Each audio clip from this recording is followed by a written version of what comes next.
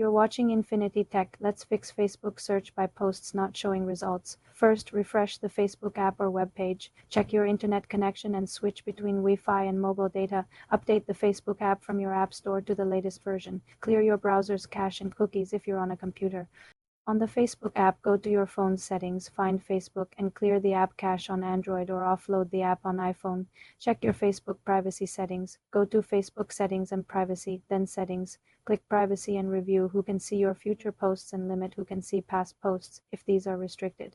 It may affect search. Also go to blocking and ensure you haven't accidentally blocked the person whose posts you're searching for. The search feature itself may have a temporary bug. Wait a few hours and try again. Log out of Facebook completely and log back in. If the problem persists, it might be a widespread issue with Facebook's servers, which usually fixes itself. For more simple computer tutorials, subscribe to the channel.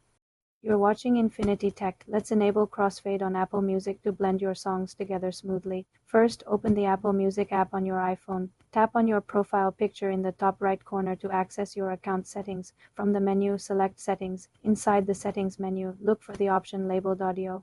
Tap on Audio to reveal more sound settings. Here you will find the crossfade toggle switch. Simply turn this switch on. Once enabled, you can adjust the crossfade duration by using the slider below the toggle. Move the slider left for a shorter fade, like 1 second, or right for a longer fade, up to 12 seconds. Play a song. To hear how the end of one track seamlessly transitions into the beginning of the next. This setting applies to music you stream and also to songs you have downloaded to your library. The crossfade feature works on iPhone and iPad, but is not available on Apple Music for Mac computers. For more simple computer tutorials, subscribe to the channel.